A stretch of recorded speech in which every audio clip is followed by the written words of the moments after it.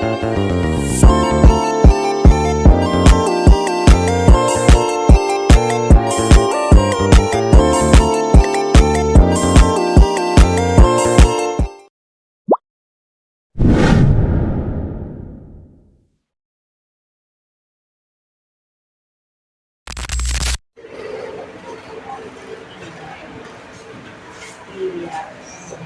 Oke, mari kita mulai, Ibu bisa? Yes, Oke. Selamat siang Ibu Rina. siang Bu. Ya, bagaimana kabarnya hari ini, Bu? Baik. Puji Tuhan ya Ibu. Kabar hari ini baik sekali. Hari ini kita akan melakukan coaching pra-observasi ya Ibu ya. Karena observasi seperti dengan jadwal kemarin itu dilaksanakan di tanggal 16 November ini ya Ibu. Apakah ada perubahan untuk jadwal Ibu atau tetap sama? Oke, berarti kalau misalnya tetap sama untuk pelaksanaan observasi, yang pasti nanti kita akan melaksanakannya sesuai dengan rubrik penilaian ya Ibu. Jadi tidak akan ada perubahan. Nah, pada percakapan kita pada hari ini, yang pasti saya akan mengamati dan juga menilai sesuai dengan rubrik penilaian, apakah sudah sesuai dengan alur atau belum. Kemudian pada pertanyaan-pertanyaan yang nanti saya tanyakan itu apakah nanti sudah memasuki kata kunci dan berhasil untuk Ibu kembangkan, karena otomatis yang namanya observasi kita akan menggali potensi dari kita dan juga siswa. Dan yang pasti saya juga menyampaikan bahwa prinsip kita itu kemitraan ya Ibu ya, lalu ada proses kreatif dan juga memaksimalkan potensi. Nah, sebelum proses observasi nih, sekarang kita kan melakukan percakapan pra-observasi. Apakah ada yang mengganjal dan boleh saya tanyakan Ibu? Nah, ini yang pertama, pada saat observasi nanti ya Ibu, potensi apa nih nanti Ibu yang Ibu kembangkan pada saat observasi nanti? Pertama, kompetensi yang ingin saya kembangkan itu dari present atau kehadiran. Kemudian yang kedua, mendengarkan aktif, dan yang ketiga mengajukan pertanyaan berbobot. Baik sekali Ibu. Kenapa itu harus kita lakukan? Karena pada saat observasi nanti, selain kita mendengarkan aktif dan juga kita hadir secara penuh, berarti kita bisa mengamati nih perkembangan siswa dalam pembelajaran, sehingga tujuan pembelajaran itu juga pasti bisa tersampaikan dengan baik. Nah, lalu indikator yang bagaimana yang ingin Ibu capai pada saat proses observasi nanti? Indikator pencapaiannya saya akan lihat apakah sudah bisa mencari solusi atau permasalahan yang dihadapi, rencana aksi dan rencana aksi ke depan yang harus dilakukan. Sebetulnya tidak perlu ragu untuk menjawab, karena kita di sini tidak ada mencari benar atau salah. Nah, yang pasti tadi kan Ibu menyampaikan bahwa solusi atas permasalahan yang ada. Untuk observasi nanti Ibu, apakah siswa ada diberikan tugas atau misalnya pertanyaan pemantik untuk mereka, atau bagaimana Ibu untuk tahapan di observasi nanti yang akan dilakukan? Ada, pertama kan kita kasih dulu pertanyaan pemantik, kemudian setelah diberikan materi kita lanjutkan ke tugas KPD untuk siswa, dikerjakan secara berkelompok. Ada juga tugas untuk pribadi, individu. Berarti ada tugas yang akan diberikan kepada siswa. Nah, untuk tugas itu sendiri nanti Ibu sistemnya seperti apa? Sistem tugasnya itu tadi pertama ada tugas kelompok, yang kedua ada tugas individu. Lalu pembagian kelompoknya itu bagaimana? Apakah Ibu sudah melakukan asesmen terhadap minat bakat siswa ini? Sudah Jadi kelompok anak-anak ini saya kelompokkan berdasarkan minat dan kemampuan siswanya. Jadi anak-anak saya bagi berdasarkan pengalaman saya sebelumnya sesuai hasil nilai, dan juga saya memperhatikan minat bakat siswa ini. Jadi saya jadikan satu nih, minat yang sama, kemudian hasil nilai yang sama juga. Jadi setiap kelompok anak itu saya usahakan memiliki pemahaman yang sama kayak gitu. Selain itu apa saja lagi yang ingin Ibu kembangkan selain dari proses pemahaman siswa, apalagi poin yang ingin Anda kembangkan pada saat observasi nanti? Tentunya selain pemahaman siswa juga ingin melatih kemampuan dan ketertarikan siswa terhadap materi seni budaya yang saya ajarkan itu. Jadi supaya anak-anak ini tidak hanya untuk belajar, tapi memang meminati, memang mencintai dan menyukai seni budaya kayak gitu. Nah, ketika itu membahas tentang upaya untuk membuat siswa tertarik dan berminat pada seni budaya. Cara yang menurut Ibu nih sepertinya paling relevan untuk siswa di sekolah kita ini seperti apa, Ibu? Menurut saya karena melihat dari perkembangan zaman dan melihat lingkungan dan juga seperti apa anak-anak kita, jadi saya itu memberikan siswa ini materi melalui YouTube atau sosial media seperti itu, pokoknya yang sudah berbau teknologi, karena anak-anak sekarang sudah melek teknologi ya Bu. Supaya mereka tertarik, saya kasih konten-konten yang memang isinya seni budaya tapi dikemas dalam sesuatu yang modern, tidak lagi seperti dulu harus melihat pertunjukan yang sepertinya harus langsung, kan anak-anak banyak yang tidak bisa nonton pertunjukan langsung. Jadi saya kasih konten di media sosial ataupun dari YouTube yang bisa mereka akses langsung di HP mereka atau di sekolah, kita kasih Chromebook seperti itu. Nah, dari itu kan upaya Ibu untuk menggugah minat. Nah, menurut Ibu, apakah ada tantangan nih dalam Ibu menggugah minat mereka terhadap seni budaya? Dan bagaimana cara Ibu untuk menghadapi tantangan? Tentu saja ada tantangan karena anak-anak ini memandangnya sebelumnya sudah memandang sebelah mata, belum tertarik karena apa sih belajar budaya kayak gitu. Karena anak-anak sekarang kan kayak merasa kalau hal yang seperti itu kuno. Nah, jadi sebelum itu saya kasih lihat dulu contoh video atau contoh itu seperti apa sih orang berbudaya yang sekarang itu kemasannya. Karena pasti pikirannya kayak primitif kayak gitu anak-anak itu melihatnya, padahal tidak. Sekarang sudah canggih, sudah bagus, seni pertunjukan pun sudah sangat modern. Jadi saya pelan-pelan saya apa ya bahasanya, saya kasihkan materi satu persatu, maksudnya yang sesuatu yang menarik seperti kalau bahasa anak sekarang itu saya racuni sedikit demi sedikit anak-anak itu agar tertarik dengan pelajaran seni budaya ini seperti itu. Kalau seni budaya itu tidak kuno, tidak primitif. Bagus sekali idenya Ibu, dan Ibu sudah mengetahui tantangan dan solusinya untuk observasi nanti nih yang akan dimenjadi lalu. Itu semua otomatis akan ada indikator pencapaiannya, karena kita pasti akan melihat apa yang sudah kita lakukan itu berhasil atau tidak kan berdasarkan indikator. Cara Ibu untuk menentukan indikator pencapaiannya seperti apa, dan indikator pencapaian untuk case-nya Ibu permasalahan ini itu seperti apa Ibu untuk observasi nanti? Ini kan pertama-tama saya melihat dulu apakah anak ini sudah mulai tertarik, kemudian saya melihat apakah anak ini sudah mampu mengenal budaya dari daerahnya sendiri, kemudian apakah anak ini bisa menjelaskan hasil dari apa yang mereka lihat, karena saya ngasih video untuk anak-anak ini nanti pas itu saya akan kasih video tari dari berbagai daerah. Nah, jadi dari situ kalau anak-anak nanti sudah bisa, oh ini budaya dari Kalimantan Tengah, oh ini budaya dari Kalimantan Selatan, anak-anak sudah bisa melihat itu, berarti sementara sudah tercapai indikator yang saya tentukan.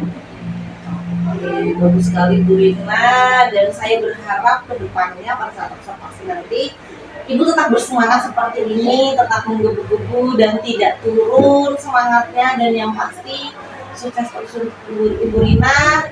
Bagaimana caranya kita mengajarkan kepada anak didik kita bahwa budaya itu sesuatu yang harus dilestarikan dan bukan kuno. Iya, Tapi iya, tidak primitif, tidak kuno, dan budaya itu siapa lagi yang akan mengembangkannya kalau bukan kita dan melestarikan.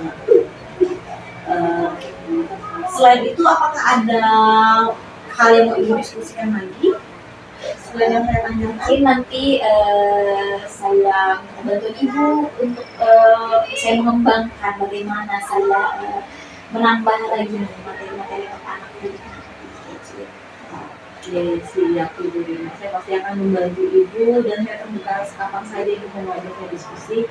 Yang pasti Ibu bersiap untuk observasi. Untuk observasi nanti rubrik penilaiannya saya sudah share juga ke Ibu, bisa Ibu pelajari, dan yang pasti kita akan melihat perkembangan siswa saat observasi, dan saya juga nanti akan memberikan umpan balik untuk Ibu, dan Ibu juga jangan lupa ya nanti pada saat pelaksanaan pembelajaran umpan balik siswa itu yang terpenting, karena respon siswa itu penting, bagaimana perasaan mereka dan apa yang mereka dapatkan.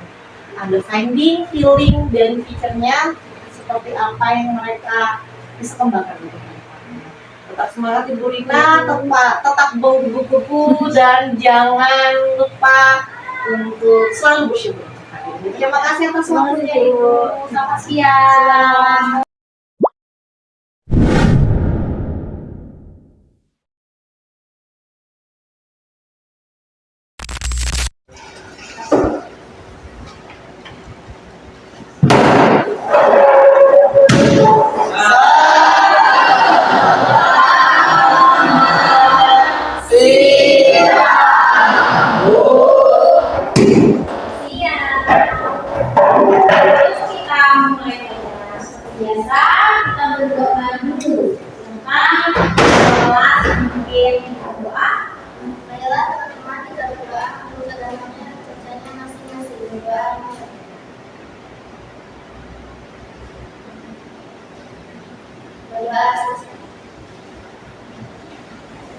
Oke, untuk menumbuhkan rasa nasionalisme kita terhadap negara kita nyanyikan lagu nasional dulu. Saat semuanya berdiri.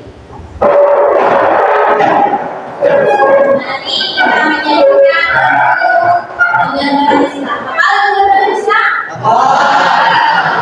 Kita nyanyikan bersama.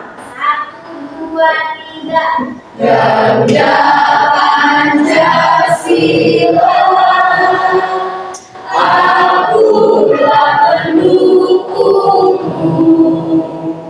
Patriot proklamasi, sedia berkorban untukmu. Pancasila dasar negara, rakyat adil mampu sentosa, pribadi bangsaku.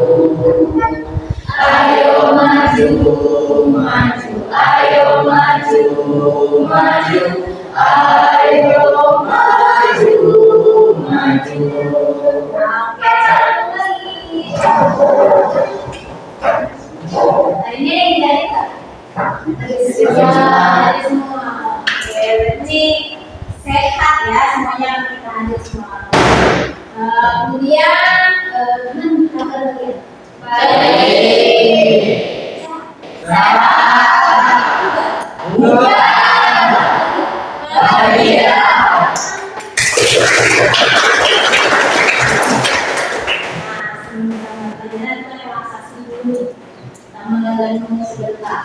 Terus sekarang kalian untuk kemudian tarik nafas panjang, hembuskan. Tarik nafas panjang lagi, hembuskan kembali. Coba renungkan. Kita bersyukur karena kita sudah hadir di kelas ini dalam keadaan sehat, dalam keadaan bahagia, bisa bertemu dengan teman, bisa bertemu dengan guru-guru kembali seperti sedia kala. Masih banyak anak di luar sana yang tidak memiliki kesempatan seperti kalian. Jadi kalian harus memanfaatkan kesempatan ini dengan sebaik-baiknya. Mari kita menjadi manusia yang berguna dan berprestasi. Salam kebahagiaan. Oke. Nah, hari ini kita memasuki tentang bab seminar ya. Gue akan menampilkan pembahasan tentang seminar kita. Nah, ini. Mari mengenal unsur-unsur penting tari. Jadi dalam sebuah tarian itu ada unsur-unsur yang mendukungnya, tidak hanya sekedar gerakan-gerakan dan musik saja. Jadi ada unsur-unsur yang mendukung.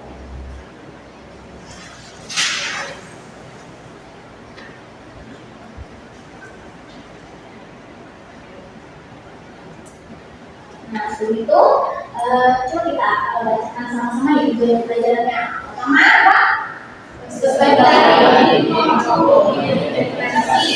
unsur pendukung tari. Kemudian sebagai mampu melakukan tari dengan unsur-unsur yang terdapat pada tari secara individu maupun berkelompok.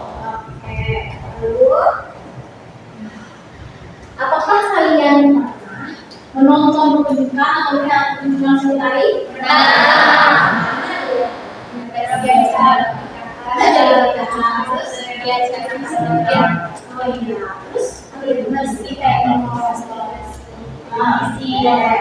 Lalu apa yang membuat kalian tertarik dari pertunjukan tersebut? Banyak gerakannya, musiknya, karena gerakannya properti. Oke. Kemudian menurut kalian apa saja unsur pendukung tari? Apa nih yang bikin tari itu menarik? Musiknya, gerakan, unsur tadi, tata rias, properti ya. Oke. Jadi lumayan banyak pengetahuan kalian tentang tari. Kemudian di sini ada pemilihan tari daerah Indonesia. Ini ada refleksi budaya, kemudian ada kostum dan propertinya, lalu keanekaragaman gerak dan musik pendukung. Jadi setiap daerah itu memiliki keunikan masing-masing di 4 poin tersebut. Jadi daerah kita dan dengan daerah lain itu memiliki adat istiadat dan budaya yang berbeda dan memiliki keunikan masing-masing ya. Lalu, nah makna di balik gerakan. Dan di gerakan tadi itu ada maknanya, ada makna simbolisme, ada makna berdasarkan cerita rakyat, dan ada makna berdasarkan pengungkapan rasa. Jadi tari itu bisa terlihat berarti karena ada makna dari tarian tersebut. Kemudian tari juga memiliki fungsi sosial seperti fungsi sebagai upacara adat, fungsinya sebagai hiburan, dan fungsinya sebagai media pendidikan. Gitu. Jadi tari tidak hanya untuk pertunjukan saja. Tari memiliki beberapa fungsi, yaitu yang 3 ini.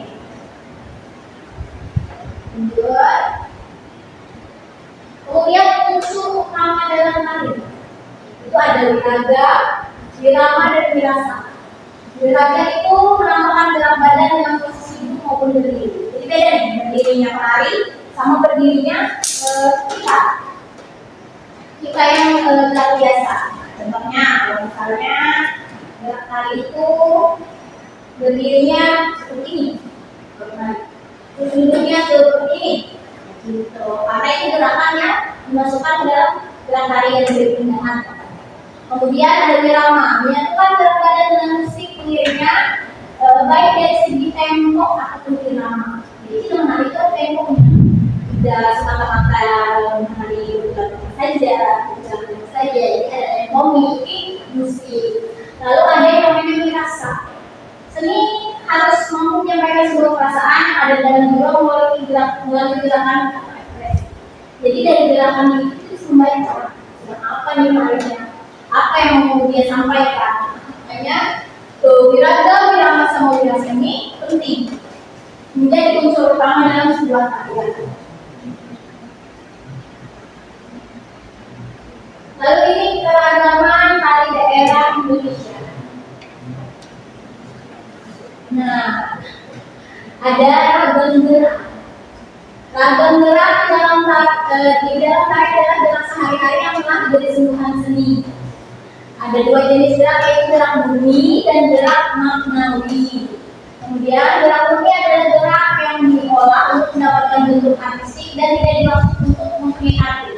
Jadi kadang dalam tari itu bentuk artinya, misalnya perpindahan saja, ya untuk pola atau step selanjutnya. Kemudian ada gerakan maknawi atau gerak yang telah diubah menjadi gerak pindah dan bermakna. Gerak ini disebut gerak imitatif atau di. Jadi kalau misalnya kita gerak biasa nih, kita bercermin, begini, ingat ya bercermin. Kalau dalam tari dibikin menjadi bermakna dan gerak pindah, gitu. Tuh bercerminnya.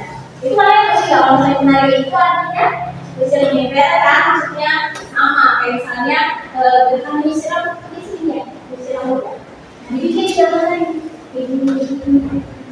Oh, kan dulu lagi berarti lagi pegang rambut maksudnya. Kayak itu termasuk gerak maknawi. Kemudian ada iringan. Suatu tari bisa dinikmati apabila diiringi dengan musik ritmis yang cocok dengan gerakan penari. Iringan tari terbagi menjadi dua, yaitu eksternal dan internal. Kalau misalnya musik internal itu adalah musik yang dari penari itu sendiri, yaitu bisa jadi dari suara penarinya, bisa dari ketukan tangannya atau ketukan badannya, itu kan menimbulkan bunyi dari suara. Kemudian tari iringan tari eksternal berasal dari luar diri penari seperti dari atmosfer, dari bunyinya. Nyalain dulu ya, soalnya agak berat. Kemudian ada tata hias dan busana. Tata hias dan busana itu fungsi untuk pertama menyempurnakan penampilan wajah, lalu membantu menunjukkan perwatakan atau karakter si penari. Kemudian bisa memberikan efek gerak pada ekspresi atau karakter penari. Dan memberi nilai tambah keindahan karya tari. Jadi karya tari itu akan lebih indah kalau hias dan kostumnya itu mendukung, ya kan? Menarikan itu dia, kemudian membentuk pembentukan tokoh karakter atau waktu penari. Itu ternyata siapa yang berperan misalnya jadi Ratu Anna, siapa yang berperan jadi Dewi Sinta. Jadi akan dari kostum dan hiasnya. Nah, sekarang ada pola lantai. Kalian lihat kan kalau setiap tarian itu pasti penari bermain itu namanya pola lantai. Saya kadang dia depan, dia belakang. Nah, itu disebut pola lantai. Di sini ada beberapa jenis pola lantai, ada horizontal, dari seluruh depan, dari seluruh belakang, juga dari seluruh garis lurus segi empat. Nah, jadi macam-macam pola. Kemudian ini ada tata panggung. Jadi menarik pun ada beberapa jenis tata panggung di mana tempat aku ya. Di situ ada yang 4, yaitu penontonnya ada di tempat. Terus di tengah tentunya. Kemudian yang biasa kita lihat itu panggung prosenium. Nah di depan kita di depan menari juga ada apa? Prosenium. Kemudian ada panggung pendapa atau pendopo. Itu menarinya tampil di tengah-tengah pendopo. Properti. Nah, ini properti seperti yang sering kalian lihat. Ada menari bisa menggunakan keris, mandau, kalau kita kayak tameng, ada lucu, ada pakai apa tuh yang buat saya soalnya apa sih? Kalian tahu nggak? Tangguh, ya kan? Nah, itu masuk dalam properti tari atau selendang. Nah, itu masuk. Nah, itu demikian penjelasan singkat dari Ibu tentang unsur pendukung tari. Jadi nanti kalian ini akan melihat video tadi, terus kalian itu menilai apa aja unsur yang ada di kalian yang kalian lihat video tersebut. Nah, Ibu akan membagikan kerjanya. Nanti ini sudah sesuai ya, jadinya sesuai kelompok yang Ibu bagi di kemarin, ya sesuai. Sudah. Nah, jadi nanti kalian tuliskan di lembar kerja ini jawabannya. Nanti sini ada kolom nama hari, jenis musik, jenis tata rias, dan tata panggung serta properti. Jadi itu kalian isikan nanti sesuai kalian yang kalian lihat. Ya, ini dibagi. Setiap orang harus punya tugasnya masing-masing. Menuliskan masing-masing, misalnya yang satu dari properti, yang satu cari tentang jenis musiknya, gitu ya, tugas ya. Baru nanti kalian presentasi ke depan sesuai kelompok. Ya, kalian tulis jawabannya di lembar ini, kemudian nanti kita presentasi, bagikan dulu lembar. Ini kelompok 1. Yang ini kelompok 2, lalu ini kelompok 3, kemudian ini kelompok 4. Nah, silakan kalian buka video yang sudah Ibu sediakan di kelompoknya itu. Coba bisa dibuka nggak? Jangan lupa tulis nama dan nama kelompoknya.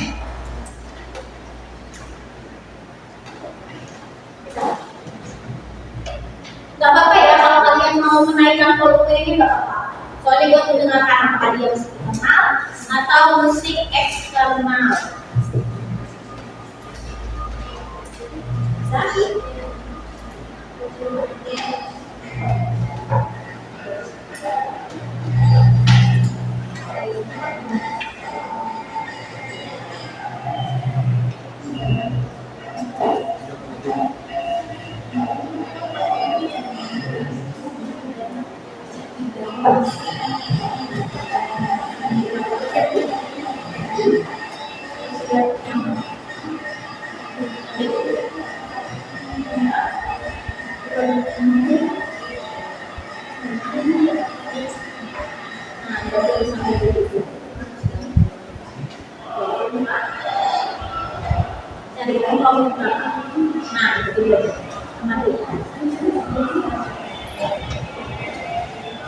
Dulu kalian tuliskan properti atau busananya itu menurut bahasa kalian yang suka. Kalian tidak mengetahui namanya. Karena nanti akan ditampilkan video yang kalian suka ya. Boleh?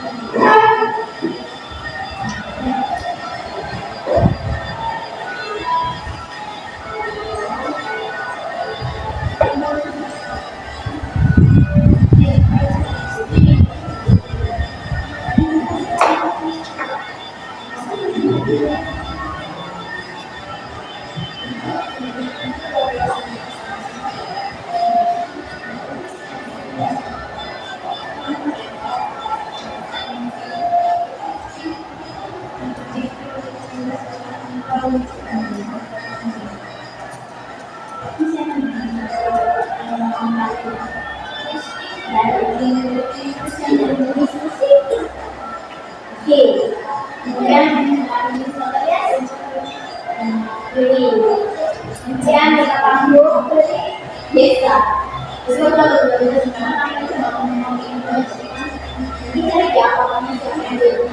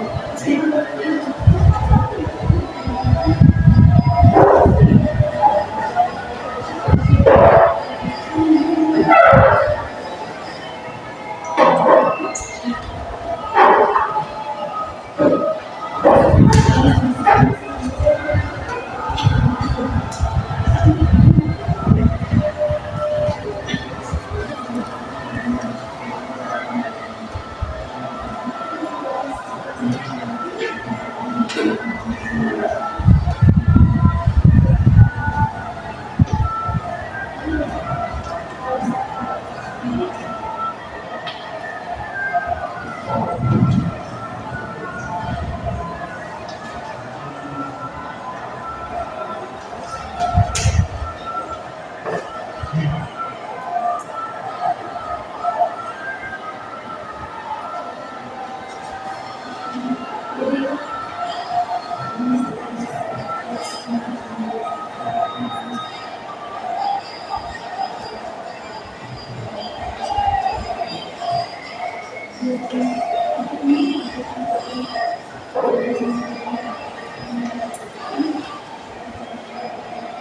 yang sudah nggak mengerjakan tugasnya? Kalau yang mau ditanyakan udah paham? Enggak ya? Lebih?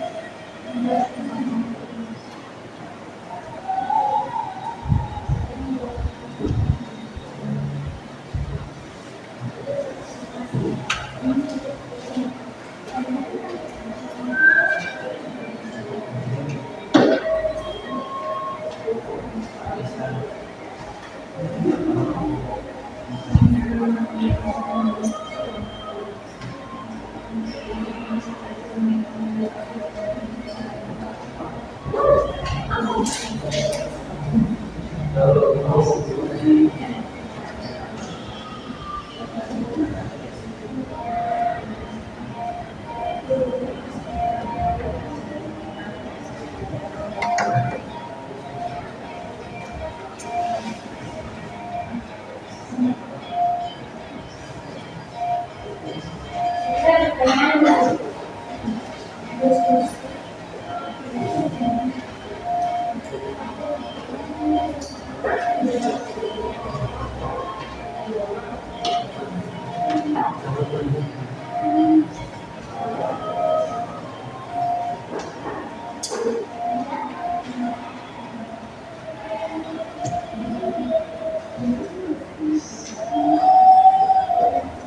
Boleh bertanya apa misalnya? Apakah kami boleh menambah dari sumber internet?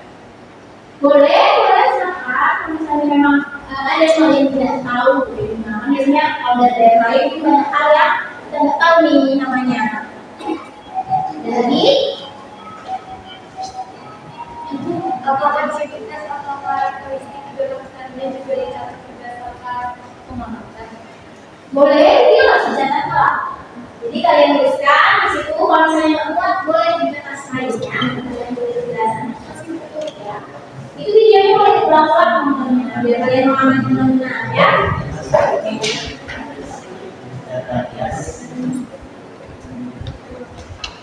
Kalau ada yang ingin bertanya lagi, tentang aja ya, Pak.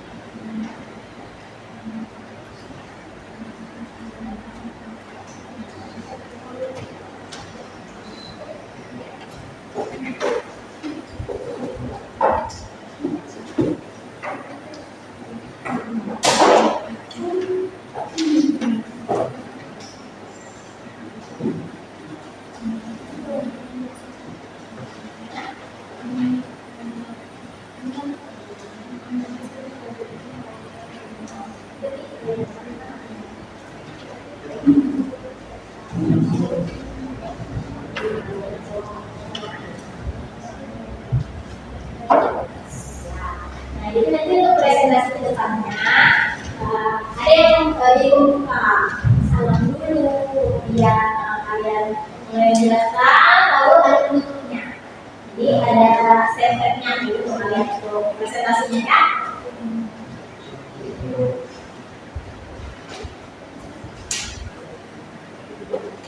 Ada yang sudah cari pertanyaan yang kira-kira? Ayo. Sekian presentasi kami. Terus nanti kalian menanyakan ke orang lain, ada pertanyaan enggak? Gitu, kalian itu.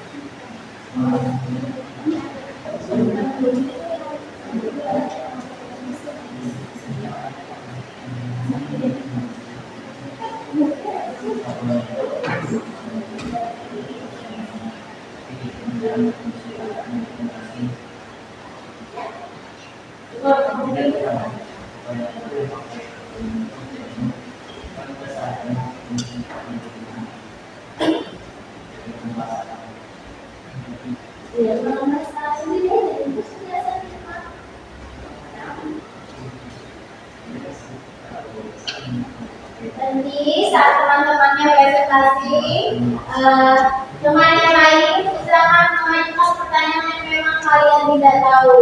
Jangan kasih pertanyaan yang menjatuhkan kelompok lain, oke? Karena kalau ada persaingan antar kelompok, belajar kasih pertanyaan-pertanyaan yang tidak.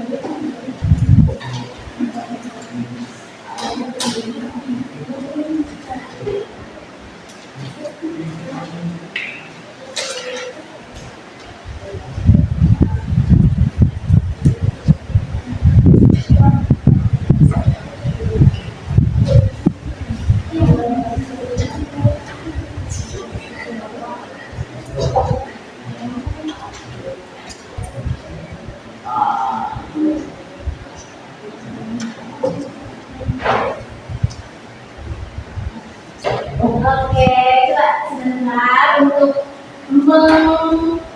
mencairkan suasana kering-kering ini. Ibu ada tebak-tebakan. Itu coba tebak. Gimana caranya memasukkan gajah ke dalam kulkas? Kecilin gajahnya bu. Coba bisa jawab. Oke, coba. Buka kulkasnya, masukin kode dulu apa dulu? Gajahnya itu kulkasnya. Oke. Kira-kira kalau gitu kulkas apa yang paling besar di dunia? Kulkas es krim. Kulkas yang tidak dimasukin gajah, betul. Kalian ada yang tebak-tebakan nggak? Ayo juga. Enggak. Sik. Yang tadi kan? Kalau ada yang pasti susah ya? Susah nggak? Gampang aja sih. Gampang aja sih, oke asik. Coba. Bayang apa yang tadi kita tukangan bu?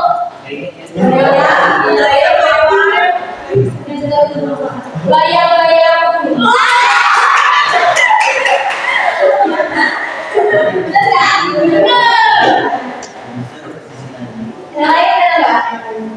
Nih, lanjut pertanyaan itu tadi. Di hutan, semua binatang kumpul. Semua binatang kumpul. Nih, ada apa hutan? Kira-kira binatang apa yang datang? Kenapa ya? Oh ya. Kenapa kalian?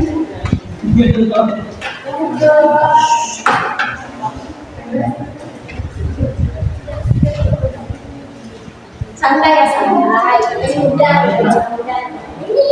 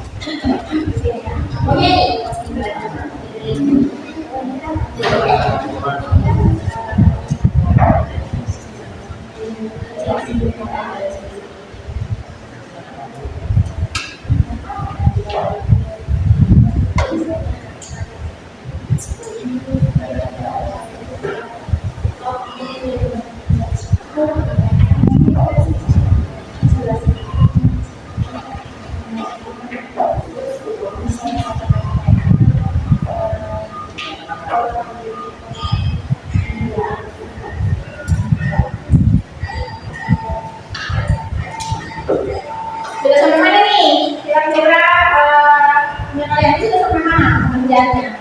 Sampai oke, kalau yang ini sampai mana nih pengerjaannya? Yang tiga lagi ya. Kalau ini sudah selesai. Ya. Ini ada main praktik ya. Oke, masih banyak. Masalah ya. Oke, tunggu ya. Sisa beberapa menit lagi.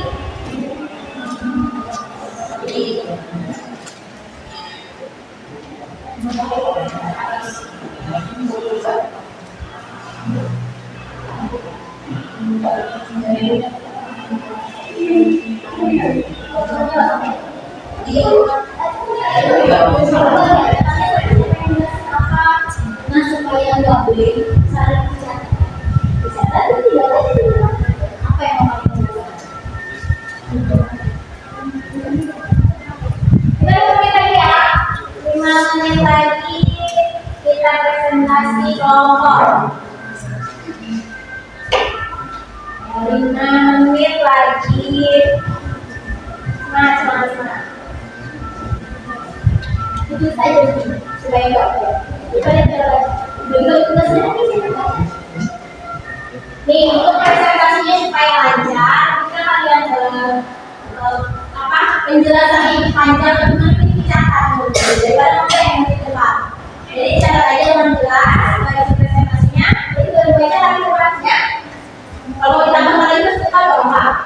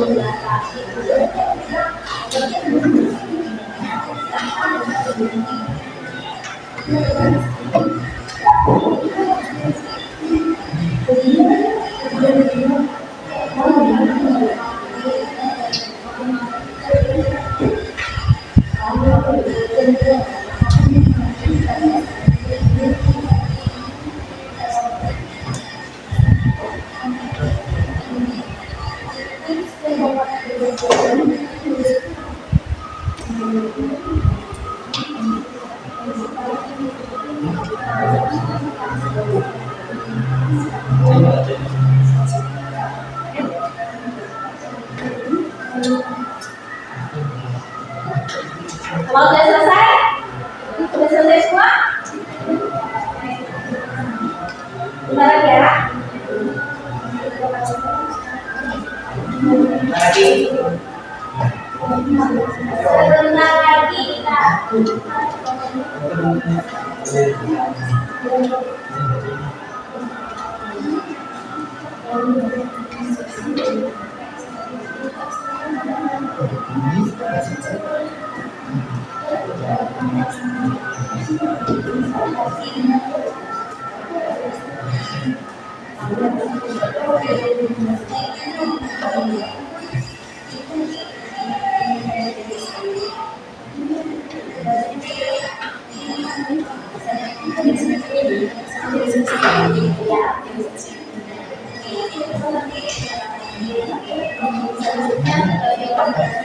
Ini perhatikan dulu, ini kan kalau tulis dibagi 4. Kalian ada 4 kelompok, ada 1, 2, 3, 4.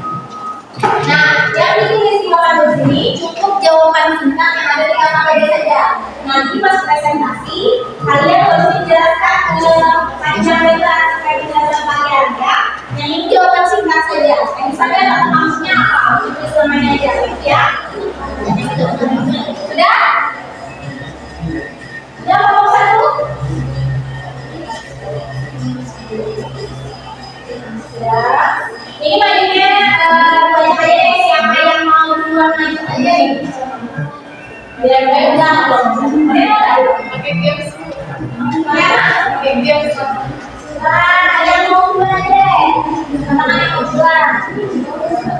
Sudah siap, sudah selesai. Boleh maju ke depan dan menuliskan hasilnya. Kira-kira. Jadi untuk yang di papan tulis cukup tulisan singkat saja ya. Kedua, sudah selesai. Tuliskan sesuai kelompoknya. Yang ditulis hasilnya apa kayak gini. Ini yang di depan singkat. Nah, kita panggilnya apa? Tulisnya apa? Penjelasannya nanti pas presentasi. Siapa? Siapa? Program kelompoknya. Tulis. Ya, misalnya jenis musik kedua apa? Ini dua. Itu siapa lagi dua? Oh ya?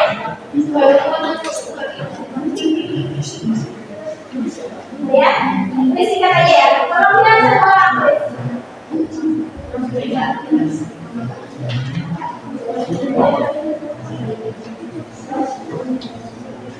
Ayo, yang siap untuk yang sudah sudah teruskan jawaban kalian yang tulis. Nanti presentasinya dikundi lagi, dikundi. Jadi tulis dulu hasil yang kita sampai di kalian, baru nanti kita presentasi. Enggak, kita kalau misalnya namanya.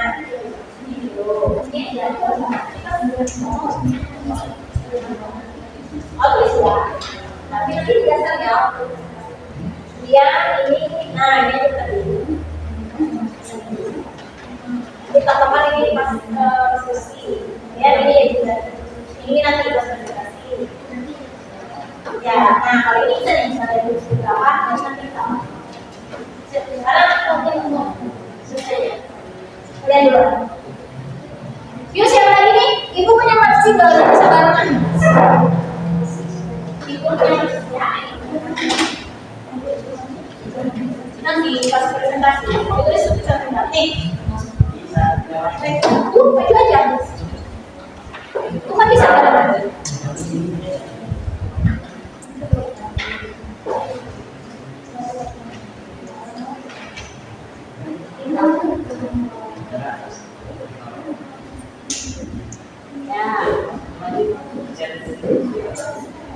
Siapa ini? Bisa langsung.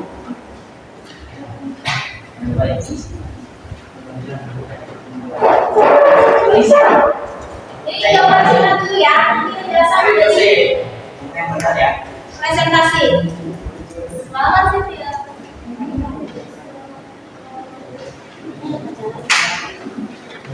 Ada air kan bisa tadi.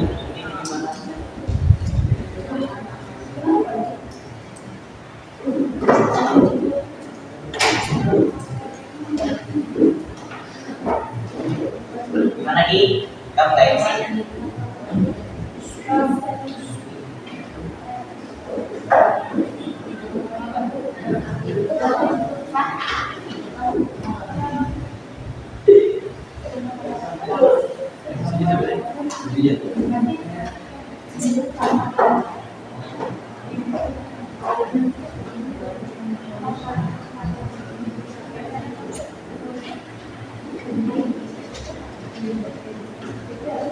Iya sih.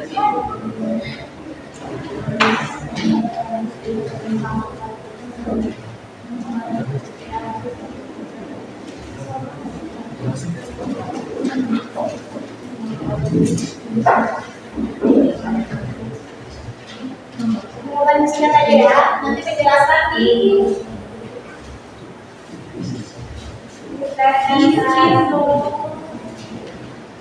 Nah, ini nanti bukti ya untuk urusan maju presentasi, oke? Ya. Itu majunya boleh kalau misalnya bukanya mau pakai pantun, penutupnya mau pakai pantun boleh. Bisa kreasikan masuk presentasi.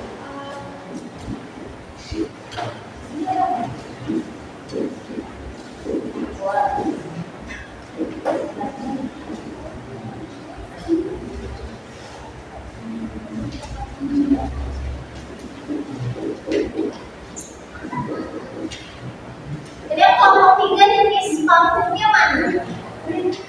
Ya, dulu.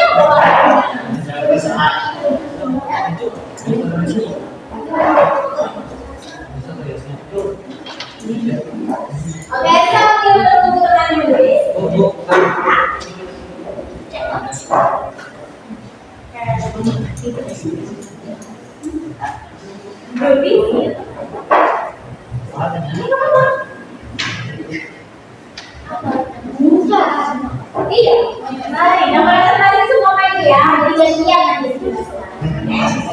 Jadi semuanya bergerak, jangan keluar. Ini sambil tunggu temannya nulis, ibu ini. Kira-kira kelompok mana yang maju?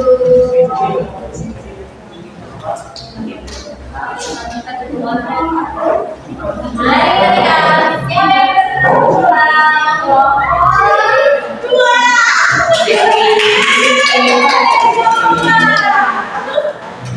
Ini yang pertama.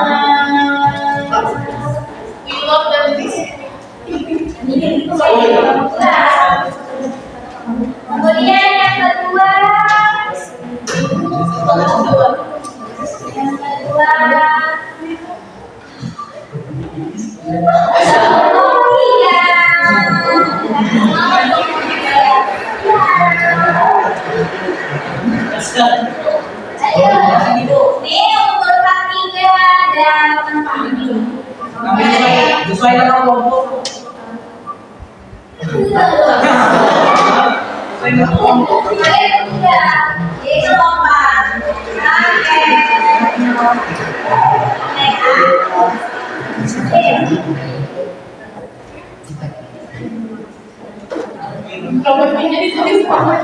Ya, aku banyak semua.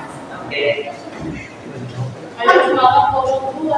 Ayo semangat kelompok 2. Ini sih. Jadi kelompok 2, kelompok 3, kelompok 1 dan kelompok 4. Ya. Ya, oke. Sesuai nama kelompok.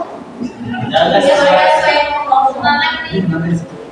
Selamat ini, selamat ini, selamat dia, selamat ini, selamat. Aja, yuk konsentrasi dulu. Ayo semua ya, dan harus dibagi tugas semuanya.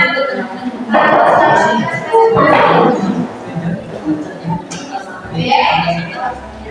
Yuk kelompok 2. Santai, santai.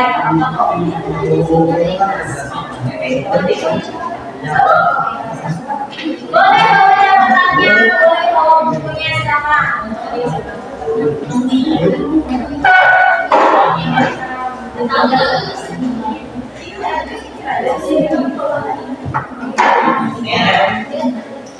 Oke, udah coba. Naik atas deh. Jangan diperhatikan ya, belum ada presentasi. Nanti ini yang di depan, mereka harus benar. Oke, silakan presentasi kamu buat. Yang lain perhatikan boleh? Perhatikan kamu. Kemudian rekan saya Budi dari Komisi Kedua Jadi di sini suaranya. Yang lain perhatikan ya.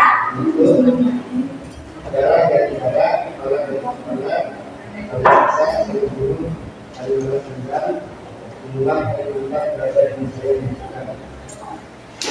hingga berubah dan itu saling membunuh itu bisa dan saya untuk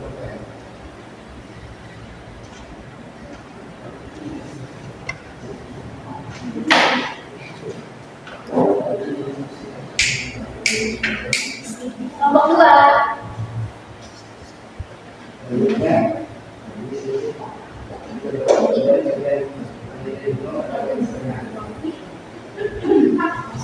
Sampai eksternal.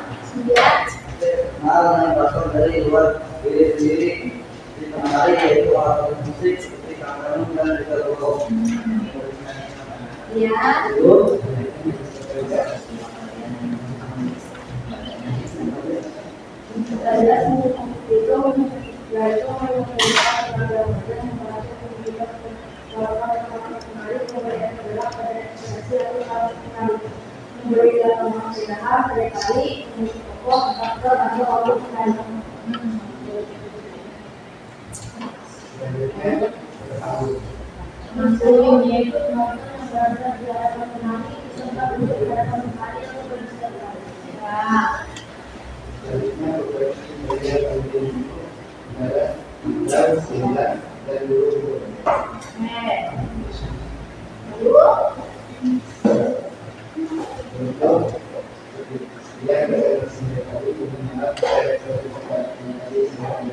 Tanya temannya dulu, ada pertanyaan enggak?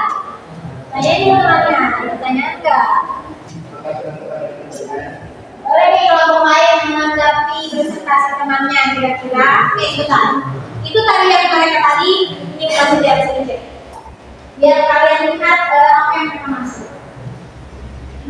Ini kelompok kedua. Ini kalian. Ya, akan berbeda-beda dari kalian sendiri. Ini sedikit cuplikan dari kalian masing-masing.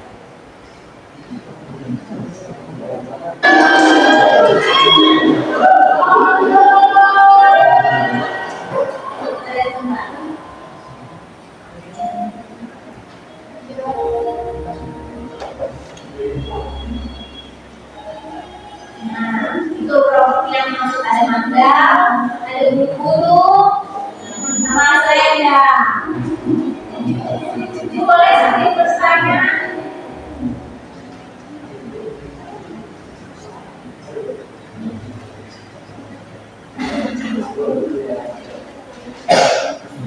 Bertanya kan yang dari kelompok lain.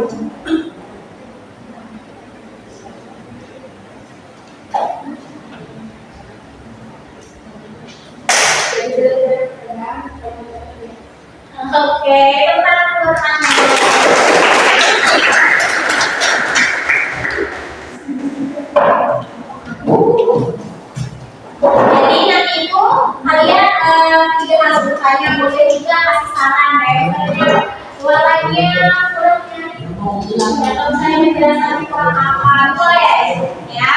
Dari pertanyaan kelompok selanjutnya, pemilihan ini sambil materi mereka ya. Jadi waktu mereka kasih tahu properti dan lain-lain, mereka bisa lepas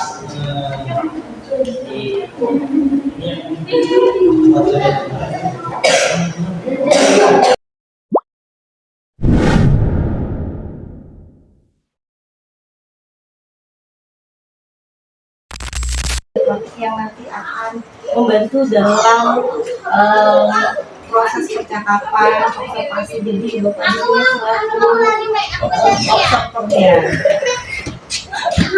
Jadi Ibu Rina telah melaksanakan observasi ya kemarin Bu Rina dalam pembelajaran seni budaya.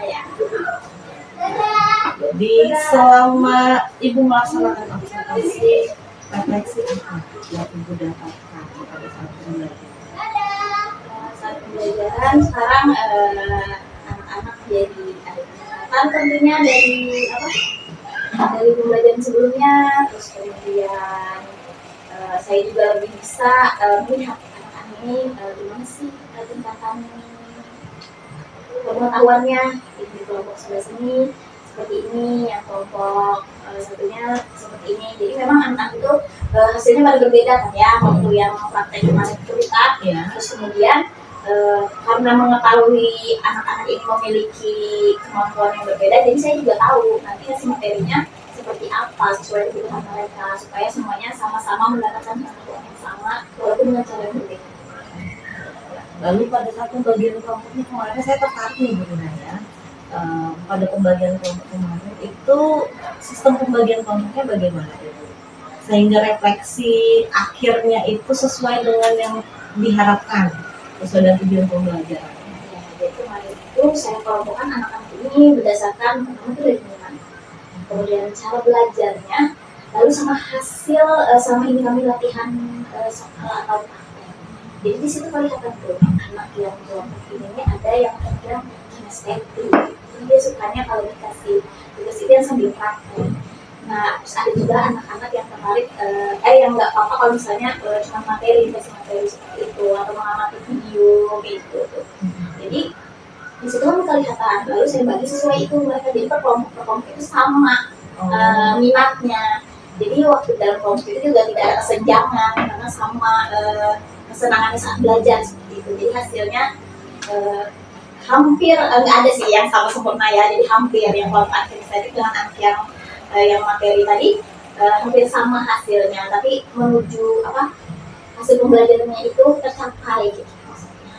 Berarti Walaupun berbeda ya cara kerja mereka gitu saya kasih namanya. terima kasih sekali Bu Rina. Berarti titik fokusnya itu adalah pembagian kelompoknya berdasarkan dengan asesmen awal. Iya. Nah, asesmen pada saat Ibu memberikan asesmen nih sebelum pembagian kelompok, apakah ada kendala Ibu? Ada kendala karena anak-anak ini walaupun misalnya cara belajarnya sama, tapi anak itu berkelompok dalam kelas itu. Aku mau sama itu, aku mau sama itu, nggak mau sama itu. Dan cara belajar mereka tuh sama, kita lihat kan. Itu sebenarnya anak-anak ini mencoba menolak dalam kelompok karena tidak satu sama teman akrabnya gitu aja. Nah, untuk permasalahan itu nih, cara mau Ibu menanggulanginya seperti apa sehingga akhirnya mereka dalam fase menerima, oh saya harus satu kelompok ini. Cara Ibu bagaimana? Saya kasih tahu kalian yang kelompok ini kerjanya kayak gini ya, jadi dia lebih tertarik karena mereka sama satu kelas ya. Iya. Kan nggak pernah dibagi kalau kayak ini kalian kayak gini ya kerjanya, kalian ibu kasih tugasnya ini, terus kelompok yang ini ibu kasih tugasnya kalian yang ini, jadi mereka tertarik waktu melihat oh ini tugasnya begini, jadi baru suruh nggak kelompok sama yang ini kayak gitu. Jadi sampai Tertarik sama materinya. Iya. Berarti akhirnya setelah Ibu beri pemahaman, Ibu rangsang dengan oh ini tugasnya seperti ini. Jadi ada rasa penerimaan diri walaupun pasrah gitu ya. Oh, ya oke Ibu. Bagus sekali itu caranya, tekniknya. Nah, lalu yang saya pertanyakan, apakah ada kendala nih? Walaupun mereka ini sudah dalam fase menerima, apakah ada kendala lagi pada saat pembagian kelompoknya itu mereka di dalam kelompok, lalu pada saat pengerjaan tugasnya, apakah ada kendala lagi di situ? Si anak ini karena yang tadi bukan sama teman itu masih ada egonya. Jadi yang satu harus kayak gini. Padahal maksudnya sama, tapi karena yang anak-anak ya punya ego masing-masing. Aku mau kayak gini kan, padahal yang mereka maksud itu yang dihasilkan itu sama, kan cuma cara penyampaiannya nggak bisa. Jadi itu ada di bagian ini aja, bagian itu yang nanti aja. Tapi kalau misalnya pas sudah kan itu dibimbing, Iya. kasih tahu kamu maunya kayak mana, katanya sebenarnya kamu maunya kayak mana.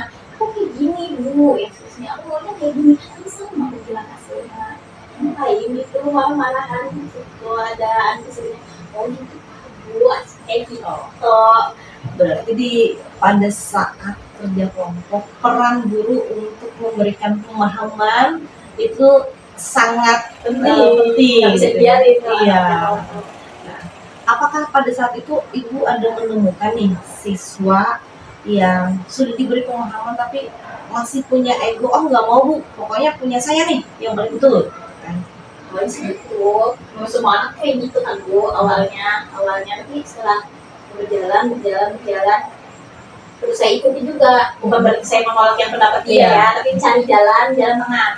Yang maksud saya seperti ini, si anak itu sesuai dengan yang dia mau, cari jalan tengah gimana supaya anak pendapat dia tidak terpatahkan, maksud saya sampai kayak gitu.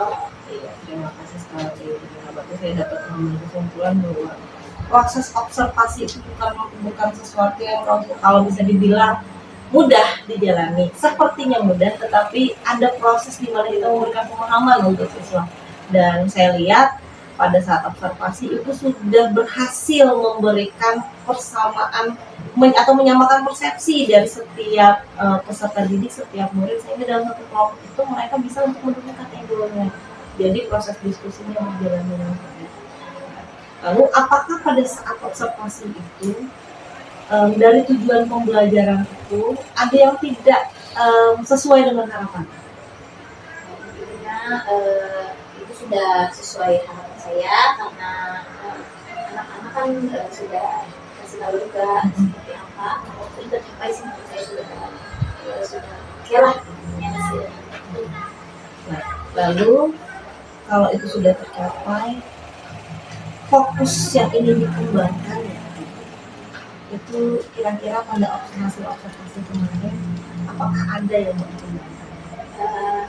Ada itu kayak misalnya variasi belajar, terus materi-materi yang menarik untuk anak-anak, itu yang ingin saya kembangkan, ingin saya gali lagi supaya anak-anak ini semakin tertarik untuk belajar seni budaya. Soalnya kan kadang seni budaya ini pandang pasti cuma menggambar, pasti cuma menarik. Nah, jadi saya mau kasih konten-konten yang bagus gitu, supaya tertarik dengan belajar seni budaya.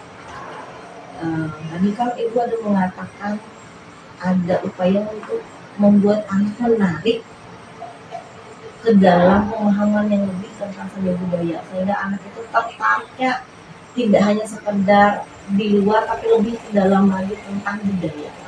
Cara yang menurut Ibu bisa Ibu lakukan yang paling efektif? Saya kasih kan anak-anak itu terus mereka tuh mainnya HP, tontonannya sosial media. Jadi saya kasih konten budaya itu banyak tuh kayak YouTube atau TikTok. Banyak tuh yang ngasih konten kalau misalnya ada pengetahuan tentang budaya Kalimantan Tengah.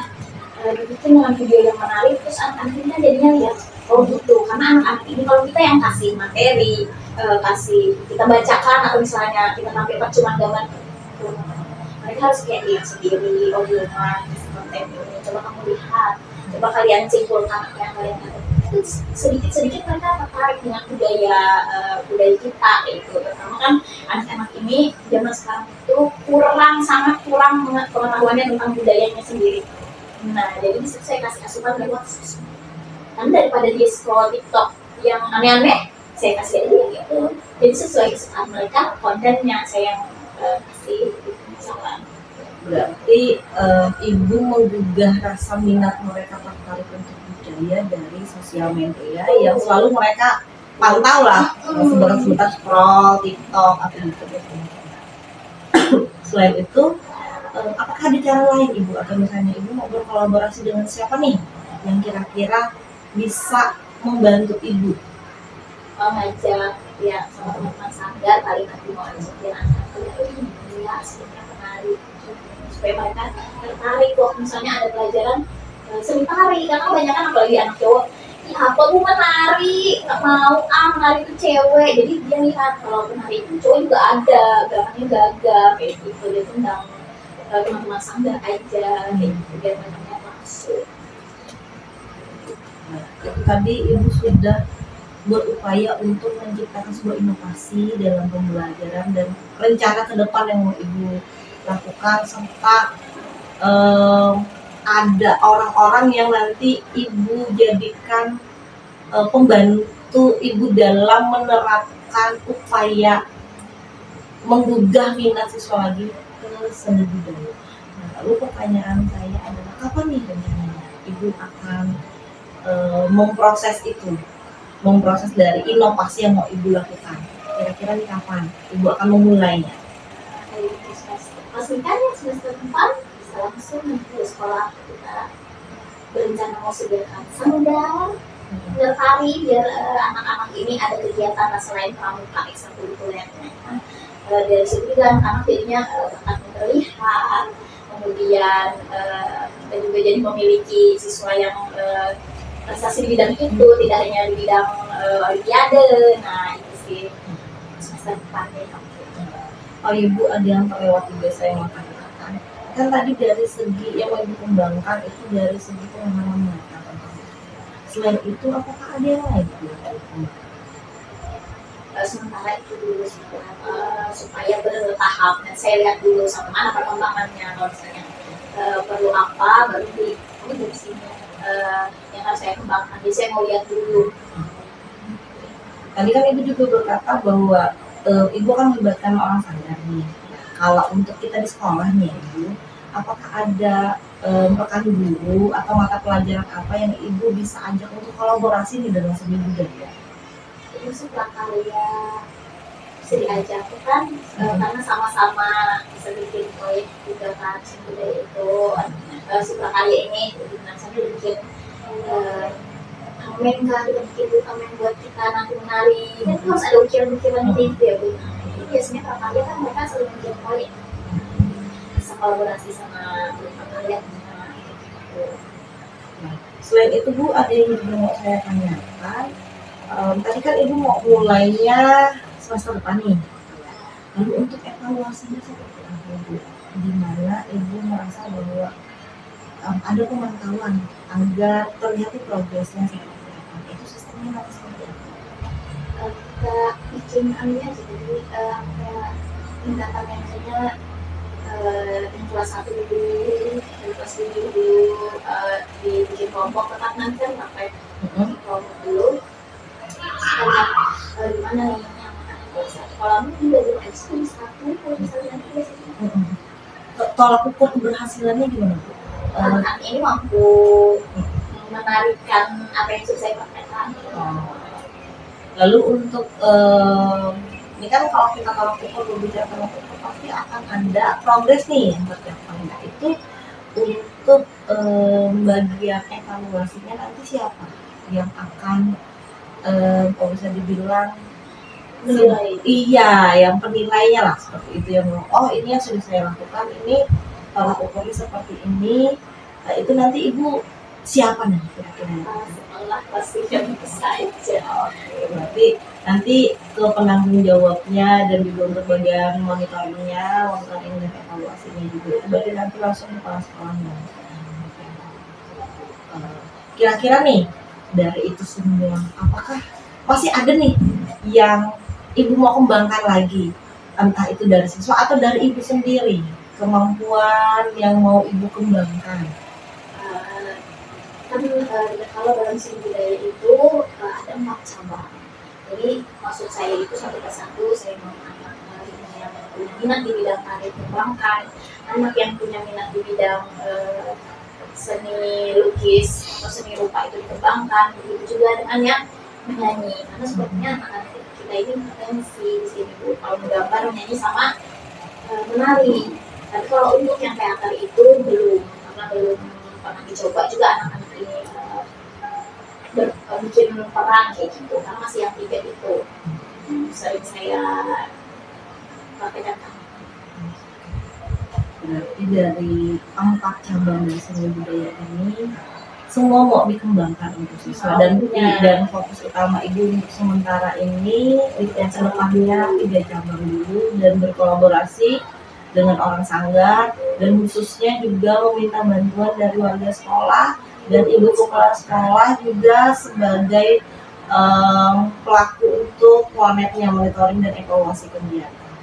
Ibu, terima kasih idenya sudah sangat luar biasa dan hasil observasi yang juga sangat luar biasa. Nah, yang terakhir mau saya tanyakan Ibu, umpan balik Ibu terkait dengan kegiatan observasi yang telah dilakukan. Seperti Kegiatan kita itu ya, iya yang observasi kemarin. Saya jadi merasa menemukan apa sih yang harus saya lakukan, karena Bunga kan bantu saya waktu itu ya. Terus saya juga jadi terpacu untuk mengembangkan yang cara pembelajaran saya terhadap siswa, terus memotivasi saya mencari-cari mengenai agar pembelajaran kelas tidak membosankan dan anak-anak mencapai tujuan pembelajaran yang saya maksud. Terima kasih sekali. Berarti goal terakhir Ibu yang bisa saya simpulkan adalah segala upaya yang Ibu lakukan sebetulnya untuk menciptakan suasana belajar yang sesuai dengan kebutuhan murid, yang pastinya berpihak kepada murid, dan sambil juga Ibu menanamkan bahwa budaya itu bukan sesuatu yang membosankan, justru budaya itu menyenangkan dan banyak hal yang bisa digali dari budaya, dan agar siswa tidak meninggalkan budaya. Dan saya tunggu kolaborasinya semester depan. Ibu tetap semangat untuk kita semua, Ibu juga tetap semangat, dan jangan lupa untuk tetap menanamkan bahwa apa yang ditampilkan itu semua untuk murid, tetap jaga konsistensi Ibu, dan yang pasti kolaborasi jangan sampai lupa ya Ibu, karena apa yang kita lakukan itu harus ada kolaborasi agar berjalan dengan baik dan lancar. Karena kalau untuk kolaborasi itu nanti akan kerja sendiri, yang pasti Ibu yang akan capek. Ya, tetap semangat ya Ibu, dan terima kasih sudah meluangkan waktunya hari ini, dan terima kasih untuk Pak Ika. Apakah ada masukan dari Pak Ika untuk percakapan kami Pak pasca observasi?